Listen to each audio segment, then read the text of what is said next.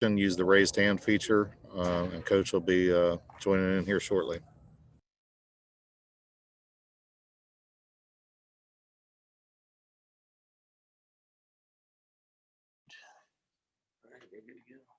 All right.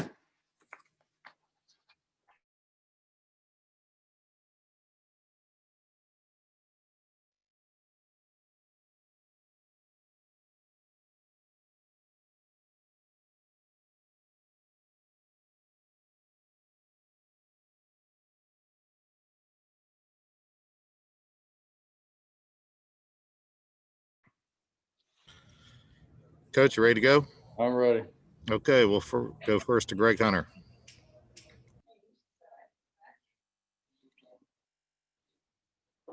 Hey, Greg. There we go. Hey, Coach, first of all, to start with Texas, what do you see from the Longhorns? What did they do well? Pretty much everything. I think the difference in their team, and obviously they've recruited well again, but I think the difference in their team is the experience they have at their guard positions. Their guards are playing extremely well, very poised, know what Shaka wants done. So I think that's the biggest difference. I mean, you can probably add in a couple high school All-Americans, but I think the guards are what really makes them go. Don Antonic. Best team Shaka's had since you've played him? By far. Really? Yeah, by far. Is it because of the guard play? Experience guard, tough guard play? Yeah, they get them into what Shaka wants them in a lot better than they did, obviously, when they were young. You know, imagine putting a 17, 18-year-old kid out there in our league. It's rough. He kind of bit the bullet there. How tough is that to do that, particularly in this league when you got expectations to win right away? I don't know. What do you mean bit the bullet? Well, I mean, he played young guys. He had to play young guys really the last couple of years to kind of had to go through all of that to get to where he is now. Well, I think most guys would be happy playing the young guys that are McDonald's All-Americans. Yeah, that's true too.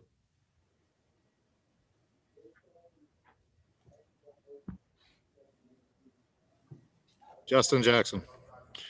Hey, Coach, if I could ask you about the flip side a little bit here with Texas. Obviously, I think they lead the Big 12 and field goal percentage defense. What are you seeing there, and you know, how do you make shots against it? Well, I think to a large degree, their defense is because of the athleticism that they have. I mean, they've got shot blocker after shot blocker and shot changer after shot changer, and their guards are good. You know, you got guards that have been in this league for quite a while that understand, and they put a lot of pressure on the ball. This is, I think, a way better team than what we've seen before.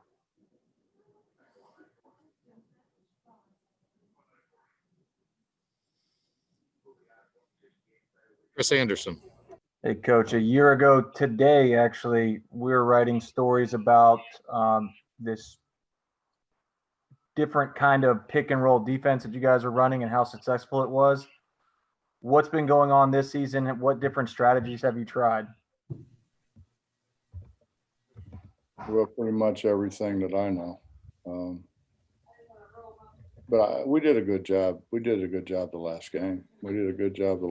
I think, like anything else, I mean, a lot of times it's just not what you're doing. It's the people that are trying to do it, you know. That's why we have experts in different fields. They understand what's supposed to happen. And you know, we had some guys who, for a variety of different reasons, didn't get to where they need to get. And when that happens, I don't care what it is you're doing, you're not going to be very successful.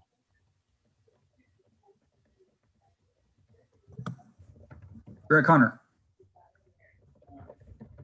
So, Coach, the growth of Taz Sherman, what's allowed him to, he was a good player, but he's starting to take steps forward, it looks like. Do you agree? And what's allowed that? Just confidence. I think, he came in a year ago and he's kind of feeling his way through, and he's playing with so much confidence right now. It's more, give me the ball, I'll score it now than before. It was, he kind of took a backseat to some other guys, and he has, without a question. I mean, he and Derek have been our guys, our go-to guys, and our other guys are looking for him. He's been our most consistent perimeter shooter, and he can score a number of ways, which makes him all the more dangerous. Go ahead, John Antonic. In order to beat Texas tomorrow, you have to do what?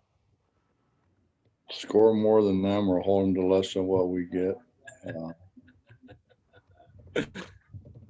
We got to keep them out of transition.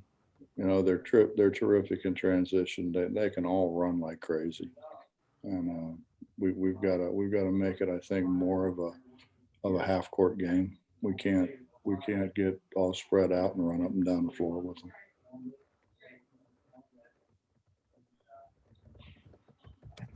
Justin Jackson. Hey, Coach, tomorrow will be your guys' 13th game, which I believe was the NCAA minimum to be eligible for the NCAA tournament. Obviously, you guys aren't going to just pack up after this game and take the rest of the season off. But if you go back to November, pandemic and questions and didn't know what was going to happen, did you ever think you would get to this point? Honestly, yeah, I did. I've got a lot of confidence in our guys doing the right thing, and I think if you have followed closely, we haven't had a positive drug test or a positive, not drug test, a positive COVID-19 test, and we haven't had a positive drug test either, by the way. But our guys and we sat down when they came back and just said, fellas, this is on you. If you're going to run downtown, if you're going to hang out in parties, if you're going to have people around you that you don't know, then we're going to have a miserable season, and you're going to have a miserable season. We've got to stay close. You got to hang out with your teammates, and you can't hang out with people. You can't bring other people in, and they've done a terrific job. I mean, when you think about going this long and we haven't had a positive, so of course we get tested like seemingly 15 times a week, but it's not quite that many. It just seems like that, but. We get tested again this morning. Got tested yesterday. Got tested again this morning. We'll get tested again tomorrow morning. So I mean, they know what's coming. Kellis. Hey, Bob, thanks for letting me hop on here real quick. I wanted to get your thoughts on this. I'm writing a story about coaches ditching suits and wearing more casual stuff this year, which is something you've done for quite a while. What's your kind of opinion on that? What's it like to see everyone else dressing the way you do, and what do you think about it moving forward? Well, I've always been a trendsetter. No, of course, you get a job like I got the Cincinnati job. I thought, man, I got a big time job. I got to dress, like those other guys dress. And so I wore a suit and sweated through the suit. I mean, my suit was soaking wet when the game was over with. And I'm walking in one day and after the game, and my AD, no, it was at halftime. I'm soaking, just drenched at halftime. My AD said, "You don't look very comfortable." I said, "I'm not very comfortable." And he said, coaches really ought to dress comfortable. Well, that was the green light for me. So I haven't put a tie on since. But I'm glad coaches have. I mean, I remember going to Rutgers and and guys are just drilling me like, why don't you wear a suit, or what's your philosophy behind not wearing a suit, or, don't people are people offended that you dress the way you dress, and I'm like, hey, listen, man, I'm not a banker. I'm a ball coach. I'm not a banker. And this is how ball coaches dress. This is how ball coaches are supposed to dress. And that kind of got some that made news for a little while. But, Well, I'm yet to talk to any other coach who says they're ready to go back to the suits. So you might, I don't know, you might get it. You might see everyone like this in the future. well, if Calipari doesn't go back, no one's going back. Hey, thanks, Bob. I appreciate it. All right, man. Go ahead, Mike Kazaza. Morning, Bob. How are you? I'm well, Mike. Good. A lot happened last week. Roster stuff, and then, by the way, 2 games in 3 days and on the road, and not a whole lot of time to get your breath. Now that you've been back and all the plates have stopped spinning here, where do you go and how do you go about new normal and just making sure that everybody kind of has their feet square underneath them and you're ready to go forward? Well, it hasn't been normal, Mike. We've got a couple guys with the flu, not COVID-19. They've been tested the flu, and the flu can make you pretty sick. And we've had some guys that are sick. We're banged up, man. We're not what we were going into last week physically, that's for sure. But they'll respond like they always do. But that's the difference. I mean, the difference is we're banged up, and and I'm gonna tell you something, man. People don't get it. I mean, we get a tough loss at Oklahoma, one we thought we could have got, and so you get on a bus and you bus a couple hours and you get in to the hotel, and you're cramped from sitting on that bus and all, and then you got to go practice the next day, obviously, to get ready for Oklahoma State, and then we have a big win, and then we land in Clarksburg at 5 a.m. And then you get on a bus and you ride another 35, 40 minutes.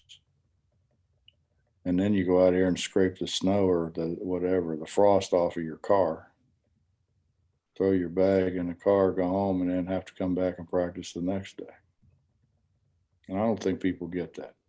And nobody else does that. Nobody else does. Maybe Hawaii, but that's it.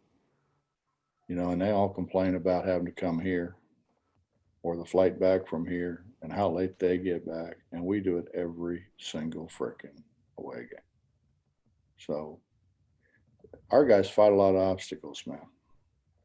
I mean, they fight a lot of obstacles, and I'm proud of them, man. I'm proud of what we've been able to do, and in light of all the barriers that are thrown in front of us.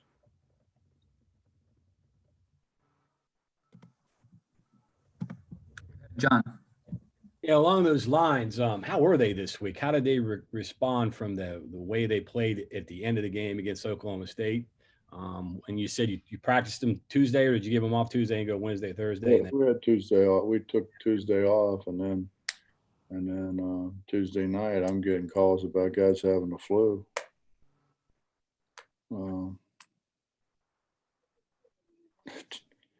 You can't imagine what it is, and unless you're there, and then you can't even imagine it because you're not out running up and down the floor for 40 minutes. So it's a lot tougher than what everybody thinks it is. And then they reward us coming home and playing number 4 and number 2. It's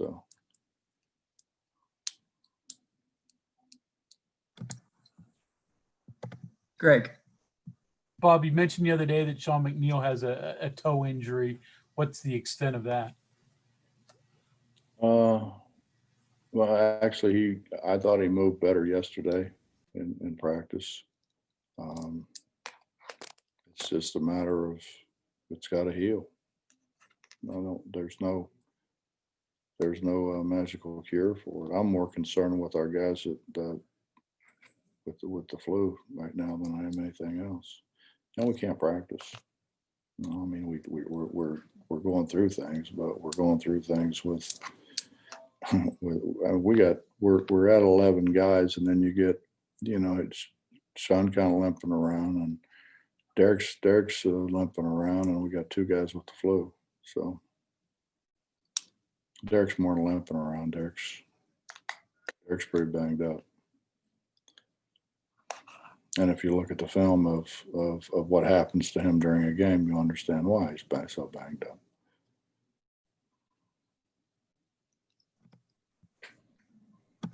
And Mike.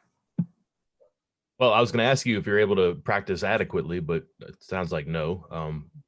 But in retrospect, what did you like? What did you not like now that you've had a chance to talk to him and walk him through some tape from those 2 games? Obviously, didn't like the first half.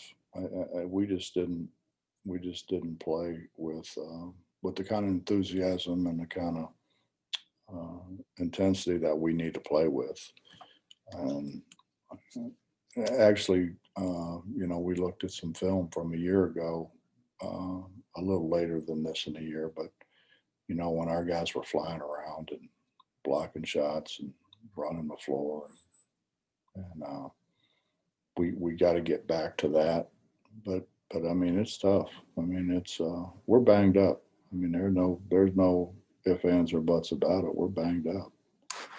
We got to, obviously Doc is doing a great job of trying to get them healed up. And we had 3 doctors in here yesterday. There's usually, maybe 1, but 3. So, but we'll respond. We'll respond. They'll respond. They are very resilient. Any other questions for Hugs today?